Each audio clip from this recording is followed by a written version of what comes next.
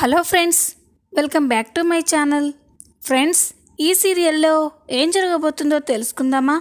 ఇక ఎపిసోడ్లోకి వెళ్ళినట్లయితే ఆనంది పురుషోత్తం కంపెనీ రిప్రజెంటెంట్ అని తెలుసుకొని సునంద, ఆదిత్య, జీవన, అలేఖ్య ఒక్కసారిగా షాక్ అయిపోతారు.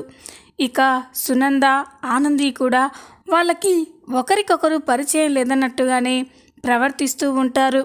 పూజ పూర్తయిన తర్వాత ఇక ఆనంది పిఏ, మేడం, మొన్న మీరు పురుషోత్తం సార్తో చేసుకున్న అగ్రిమెంట్స్ కాకుండా ఇంకా కొన్ని పేపర్స్ పైన సంతకం పెట్టాల్సి ఉంది. అలా ఆదిత్య గారు, మా మేడం ఆనంది గారు ఆ అగ్రిమెంట్స్ పేపర్ మీద సంతకం చేస్తే ఇక మనం కలిసి పనిచేయొచ్చు అని చెప్పగానే ఇక సునంద అయితే కోపంగా చూస్తూ ఉంటుంది.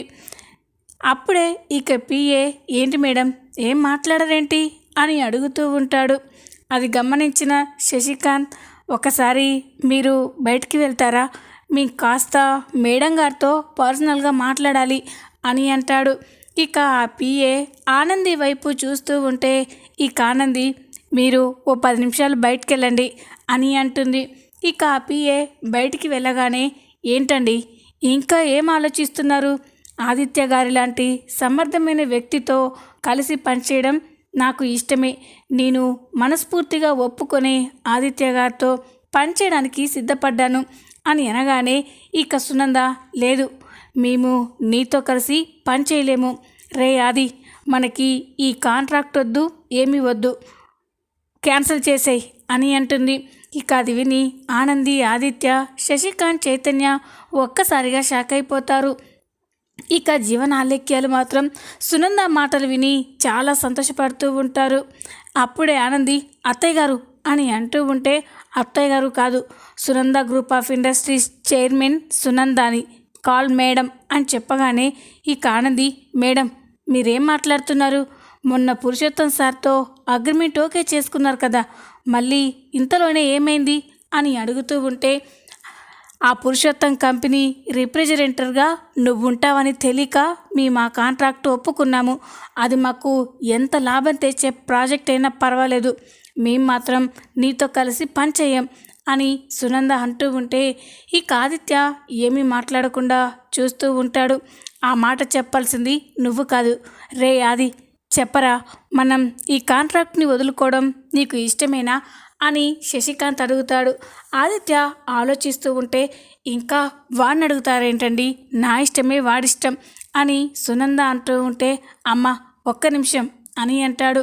ఇక సునంద, అందరూ కూడా షాక్ అయిపోయి చూస్తూ ఉంటే అక్కడే ఉన్న అగ్రిమెంట్ పేపర్స్ మీద సైన్ చేసి, మేము కూడా నీతో పనిచేయడానికి మనస్ఫూర్తిగా ఒప్పుకుంటున్నాం, రేపటి నుండి మనం కలిసి పనిచేయబోతున్నాం అని ఆదిత్య చెప్పగానే ఆనంది చాలా సంతోషపడుతుంది.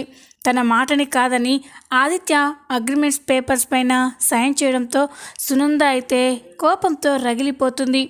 ఇక సునంద కోపంగా అక్కడి నుంచి వెళ్ళిపోగానే ఆదిత్య అమ్మ అని సునంద వెంటే వెళ్తూ ఉంటాడు. ఇక ఆనంది అక్కడ చైర్లో కూర్చొని దర్జాగా గర్వంగా చూస్తూ ఉంటే జీవన, ఆలేఖ్యాలు మాత్రం చాలా కోపంతో కుళ్ళుతో రగిలిపోతూ ఉంటారు. కోపంగా జీవన, ఆలేఖ్య అక్కడి నుంచి వెళ్ళిపోతారు. ఇక ఆలేఖ్య, ఏంటి జీవన ఇది, ఆనంది ఇప్పుడు ఆది లైఫ్లో లేదు, తన పక్కన లేదు, ఆదికి దగ్గర అవ్వాలి అనుకున్నాను, ఈ ఆనంద్ ఏంటి మళ్ళీ ఇలా ఆఫీస్లో ఎంట్రీ ఇచ్చి ఇంత పెద్ద షాక్ ఇచ్చింది అని అంటూ ఉంటే నాకు అదే అర్థం కావట్లేదు, అసలు ఈ షాక్ నుండి తేరుకోలేకపోతున్నాను, తర్వాత మాట్లాడుకుందాం అని జీవన అంటుంది. ఇంతలోనే ఇక రాత్రి అవుతుంది. రాత్రి కాగానే సునంద ఆది పైన కోపంతోనే మాట్లాడకుండా ఉంటుంది. అప్పుడే ఆది సునంద దగ్గరికి వెళ్తారు. అమ్మా అని పిలుస్తున్నా కూడా సునంద పట్టించుకోకుండా వెళ్తూ ఉంటుంది. అమ్మ, ఒక్కసారి నేను చెప్పేది వినమ్మా, నేను తప్పు చేయనని నీకు తెలుసు కదా, ఏం ఆలోచించినా మన ఫ్యామిలీకి, మన కంపెనీకి మంచి జరగాలనే చేస్తాను అని ఆది అంటూ ఉంటే, రే ఆది, ఒప్పుకుంటానురా, నువ్వు మన కుటుంబానికి మన కంపెనీకి మంచి జరగాలనే చూస్తావు. కానీ ఈరోజు నేను చెప్తున్నా వినకుండా ఆ ఆనందితో కలిసి పనిచేయడానికి అగ్రిమెంట్ పేపర్స్ పైన సైన్ చేశావు. అది నాకు నచ్చడం లేదురా. ఆ ఆనంది ఏదో పెద్ద ప్లాన్తోనే మళ్ళీ మన కంపెనీలో అడుగుపెట్టింది. తనకి ఇంట్లో నీ మనసులో స్థానం లేదని ఇలా దగ్గర అవ్వడానికే ఇదంతా ప్లాన్ చేసింది అని అంటూ ఉంటే, అమ్మా ఆనంది ఎలా మన కంపెనీలో అడుగు పెడితే ఏంటమ్మా? మనం బిజినెస్ పరంగానే ఆలోచిస్తున్నాం. ఒక్కసారి ఆలోచించమ్మా. ఇప్పటికే నాన్న రెండో పెళ్లి గురించి తెలిసి అందరూ సొసైటీలో మన గురించి మన ఫ్యామిలీ గురించి చాలా చీప్గా మాట్లాడుకుంటున్నారు. మన బిజినెస్ కూడా కాస్త లాస్లోకి వెళ్ళిపోయే ఛాన్స్ వచ్చింది. అలాంటి టైంలోనే పురుషోత్తం గారి కాంట్రాక్ట్ మళ్ళీ మన కంపెనీకి కొత్త ఊపిరిలా వచ్చింది. ఇప్పుడు అంత మంచి కాంట్రాక్ట్ని మనం చేతులారా వదిలేస్తే మన కంపెనీ మన బిజినెస్ టోటల్ కొలాప్స్ అయిపోతుంది. అందుకే అమ్మా, నేను మన పర్సనల్ లైఫ్ గురించి కాదు, మన కంపెనీ మీద ఆధారపడి బ్రతుకుతున్న వర్కర్ లైఫ్ గురించి ఆలోచించి ఇష్టం లేకపోయినా నీ మాట కాదని ఆ అగ్రిమెంట్ పేపర్స్ పైన సైన్ చేశాను అని అంటూ ఉంటే, ఇక సునంద, నాకు తెలుసురా, నా కొడుకు ఏ తప్పు చెయ్యడు ఈ అమ్మని బాధ పెట్టడని. కానీ ఆ ఆనంది ఆఫీస్లోకి వచ్చింది అంటే ఎలాగోలా నీకు దగ్గర అవ్వాలనే చూస్తుంది. మన కుటుంబానికి ఆనంది వల్ల ఎంత నష్టం జరిగిందో తెలుసు కదా అని అంటూ ఉంటే, నువ్వు నాకు చెప్పాల్సిన అవసరం లేదమ్మా. నీ కొడుకు మీద నీకు నమ్మకం ఉంది కదా, ఆ నమ్మకాన్ని అలాగే ఉండనివ్వు. ఎప్పటికీ మళ్ళీ ఆనంది నా లైఫ్లో స్థానం సంపాదించలేదు అని ఆదిత్య చెప్పగానే ఇక సునంద చాలా సంతోషపడుతుంది. ఇంతలోనే ఉదయం అవుతుంది. ఉదయం కాగానే ఆనంది ఎప్పట్లాగానే గుళ్ళో పనులు చేస్తూ ఉంటుంది. అప్పుడే సునంద గుడికి వెళ్తుంది. ఆనంది అక్కడ పనిచేయడం చూసి, అత్తయ్య గారేంటి ఇలా వచ్చారు అని అనుకుంటూ ఉంటుంది.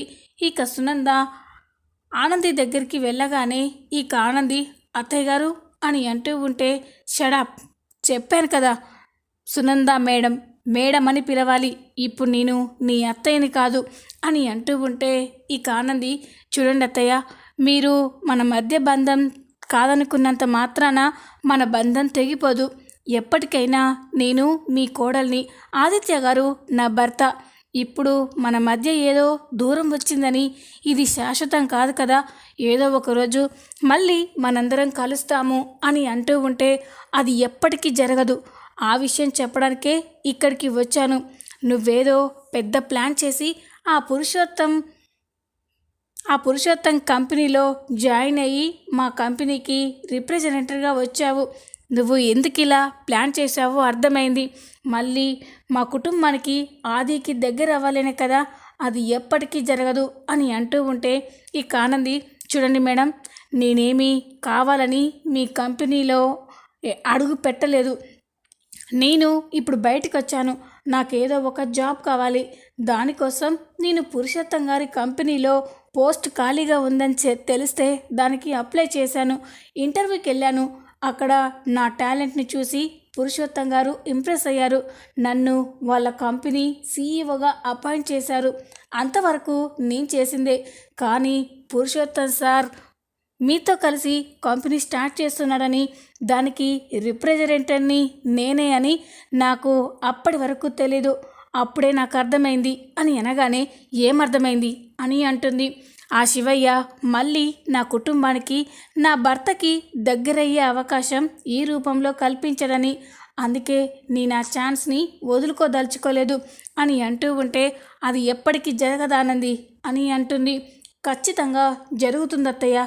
ఎందుకంటే మళ్ళీ మిమ్మల్ని ఎలా కలుసుకోవాలా, ఎలా చేరుకోవాలా అని ఆలోచిస్తున్న నాకు ఆ శివయ్యే మళ్ళీ నా భర్తతో కలిసి పనిచేసే అవకాశం ఇచ్చాడు. ఇప్పుడు అర్థం కావట్లేదా? ఆ శివయ్య మళ్ళీ కలపడానికే ఇదంతా చేశాడని. మీరు ఎంత దూరంగా ఉన్నా బంధాలు మాత్రం దగ్గర అవుతూనే ఉంటాయి అని అంటూ ఉంటే, ఇక సునంద, నిన్ను చూస్తుంటే జాలేస్తుంది ఆనంది. ఎన్ని రోజులు ఈ బంధం? రేపో మాపో ఈ బంధం కూడా శాశ్వతంగా తెగిపోతుంది. అప్పుడు నీ శివయ్య కాదు కదా, ఎవ్వరూ మళ్ళీ బంధాలని కలపలేరు అని అంటుంది. ఇక ఆనంది షాక్ అయిపోయి చూస్తూ ఉంటే, ఏంటి నేను మాట్లాడేది అర్థం కాలేదా? ఒక్కసారి ఈ పేపర్స్ చూడు, నీకే అర్థమవుతాయి అని సునంద ఆదిత్య సైన్ చేసిన డివోర్స్ పేపర్స్ని ఆనందికి చూపిస్తుంది. ఆనంది ఆ పేపర్ని చూసి ఆశ్చర్యపోతుంది. ఏంటలా చూస్తున్నావు? ఒకసారి ఈ పేపర్స్ చదువు, నీకే అర్థమవుతుంది అని ఆ పేపర్స్ని తీసుకొని చదువుతుంది. ఇక అందులో మ్యాటర్ చదివి ఆనంది ఒక్కసారిగా షాక్ అయిపోతుంది. ఏంటి అంటే ఆదిత్య గారు నాకు విడాకులు ఇవ్వాలని నిర్ణయించుకున్నారా అని అనగానే, అదే కదా అర్థం. ఆదిత్య సైన్ కూడా చేశారు. నువ్వు కూడా సైన్ చేస్తే ఇక నీకు ఆదికి మధ్య ఉన్న భార్యాభర్తల బంధం శాశ్వతంగా తెగిపోతుంది. అప్పుడు నువ్వు పురుషోత్తం కంపెనీ రిప్రజెంటేటివ్గా ఎన్ని రోజులు మాతో కలిసి పనిచేసినా మాకు ఎలాంటి అభ్యంతరం లేదు అని సునంద అంటూ ఉంటే ఇక ఆనంది షాక్ అయిపోతుంది. లేదు, నేను నమ్మను. ఆదిత్య గారు నన్ను వదులుకుంటున్నారు, నా నుండి విడిపోతారు అంటే నేను నమ్మను.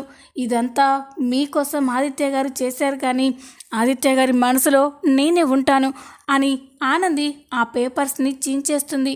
అది చూసి సునంద ఒక్కసారిగా షాక్ అయిపోతుంది. ఏం చేస్తున్నావు అని అంటూ ఉంటే, చూడండి అత్తయ్య, ఎప్పటికైనా ఆదిత్య గారు నా భర్త, నేను ఆదిత్య గారి భార్యని. అంతేకాని మా మధ్యలోకి మూడో వ్యక్తిని ఎప్పటికీ రానివ్వను అని అంటూ ఉంటే, నీలాంటిది నా కొడుకు భార్యగా, నా ఇంటి కోడలుగా ఉండడానికి వీల్లేదు.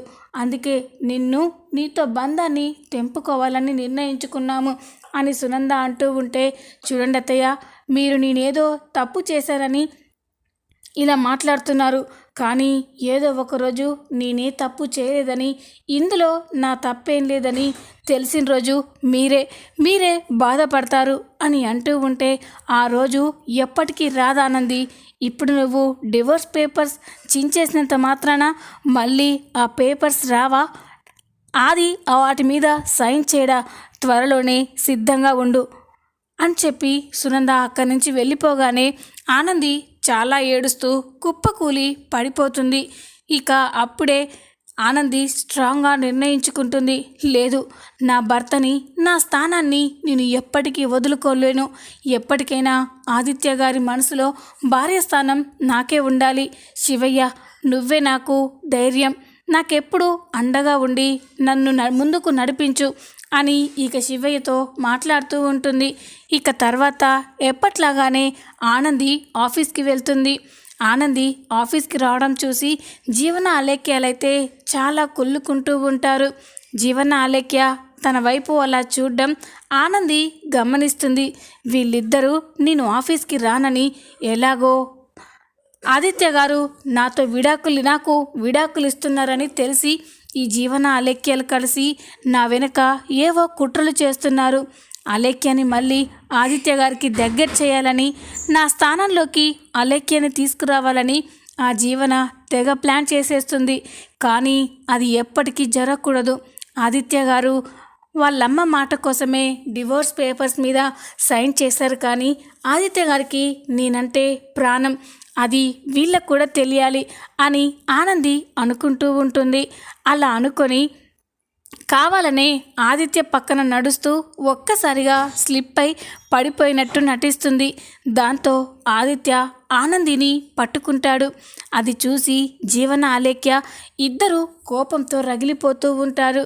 ఇక ఆదిత్య ఆనందిని కింద పడబోకుండా పట్టుకొని ఇక కళ్ళల్లోకి ప్రేమగా చూస్తూ ఉంటే ఆనంది కూడా ఆదిత్య వైపు ప్రేమగా చూస్తూ ఉంటుంది. ఇదంతా చూసి అలేఖ్య అయితే చాలా కోపంతో రగిలిపోతూ ఉంటుంది. కాసేపటి తర్వాత ఇక ఆదిత్య, ఏంటానంది, చూసుకోవాలి కదా, కింద పడితే అని అంటూ ఉంటే, పర్వాలేదు ఆదిత్య గారు, నేను పడిపోకుండా పట్టుకోవడానికి మీరు నా పక్కనే ఉన్నారు కదా అని ఆనంది మాట్లాడుతూ ఉంటుంది. ఆదిత్య ఆనంది అలా క్లోజ్గా మాట్లాడుకోవడం చూసి ఇక జీవనకి చాలా కోపం వస్తుంది. ఈ అలేఖ్య తన క్యాబిన్కి వెళ్ళి కోపంతో రగిలిపోతూ ఉంటుంది. అప్పుడే జీవన, ఏంటి అలేఖ్య అలా వచ్చేసావు అని అంటూ ఉంటే, రాక అక్కడే వాళ్ళ రొమాన్స్ని చూస్తూ ఉండాలా జీవన, నేను చూడలేకపోతున్నాను.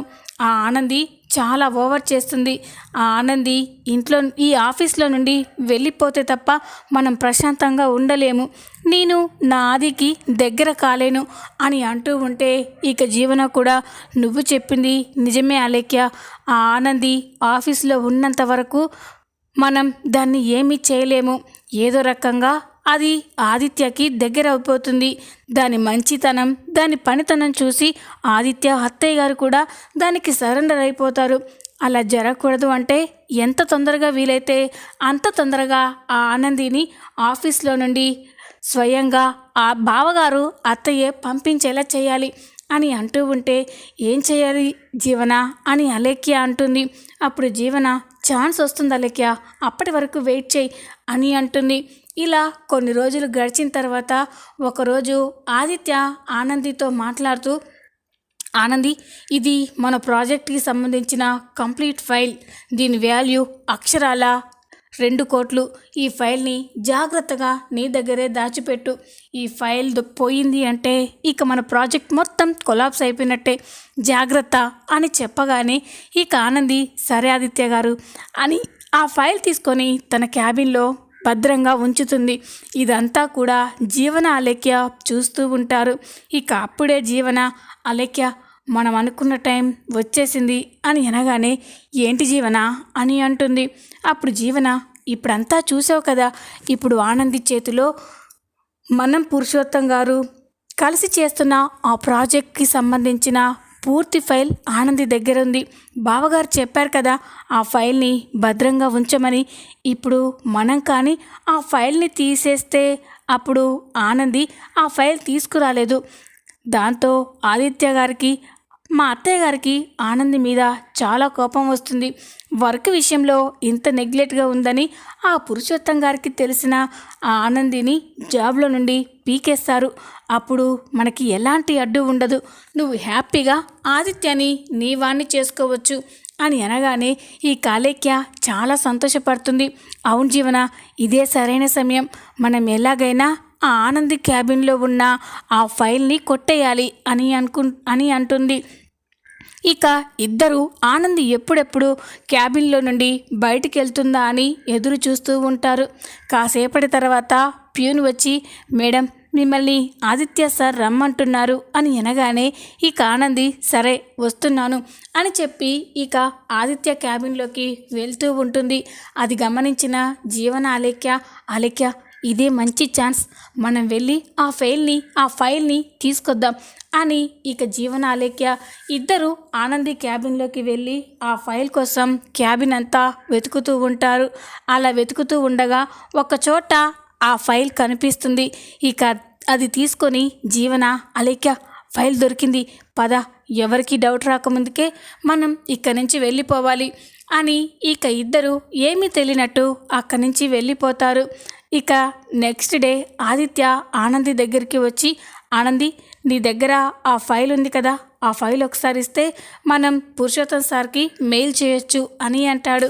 ఇక ఆనంది అలాగే ఆదిత్య గారు అని తన క్యాబిన్లో తను ఆ ఫైల్ ఉంచిన చోట వెతుకుతూ ఉంటుంది. కానీ ఆ ఫైల్ ఎక్కడా కనిపించకపోయేసరికి ఆనంది ఒక్కసారిగా షాక్ అయిపోతుంది. గిదేంది, నేను ఆ ఫైల్ని ఇక్కడే కదా పెట్టాను, మరి ఫైల్ ఏమైపోయింది అని ఫైల్ కోసం వెతుకుతూ ఉంటుంది. కానీ క్యాబిన్ మొత్తం వెతికినా ఫైల్ ఎక్కడా కనిపించదు. దాంతో ఆనంది టెన్షన్ పడుతూ ఉంటుంది.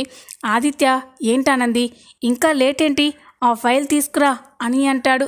ఆదిత్య గారు ఆ ఫైల్ కనిపించట్లేదు, నేను పెట్టిన చోట ఆ ఫైల్ లేదు ఆదిత్య గారు అని అంటూ ఉంటే, వాట్, ఏంటానంది ఆ ఫైల్ చాలా ఇంపార్టెంట్ అని చెప్పాను కదా, మరి దాన్ని ఎలా అంత నిర్లక్ష్యం చేశావు అని అంటూ ఉంటే, లేదు ఆదిత్య గారు నేను ఆ ఫైల్ని జాగ్రత్తగానే దాచాను, కానీ ఇప్పుడు కనిపించట్లేదు అని అంటూ ఉంటే అప్పుడే జీవన అలేఖ్య అక్కడికి వెళ్ళి ఏంటి ఏం జరిగింది అని అంటూ ఉంటే ఆదిత్య విషయం చెప్తాడు. అయినా మీకు తెలుసు కదా బావగారు, ఆ ఆనంది ఎలా చేస్తుందో, అలాంటిది అంత ఇంపార్టెంట్ ఫైల్ ఆనందికి ఇవ్వడం ఏంటి, నాకో అలేఖ్యకో ఇస్తే దాన్ని సేఫ్గా ఉంచేవాళ్ళం. ఇప్పుడు ఆ ఆనంది కావాలనే ఆ ఫైల్ని పోగొట్టేసింది మన కంపెనీ పరువుని ఇంకా బజార్లో వేయడానికి అని జీవన అంటూ ఉంటే ఆనందికి చాలా కోపం వస్తుంది. జీవన, ఏం మాట్లాడుతున్నావు? నేనెందుకు అలా చేస్తాను అని అంటూ ఉంటే, మరి బావగారు చెప్తున్నారు కదా ఆ ఫైల్ నీకే ఇచ్చానని, మరి ఆ ఫైల్ తీసుకురా అని జీవన అంటుంది. జీవన అలా అంటూ ఉంటే ఆనందికి జీవన పైన అలేఖ్య పైన అనుమానం వస్తూ ఉంటుంది.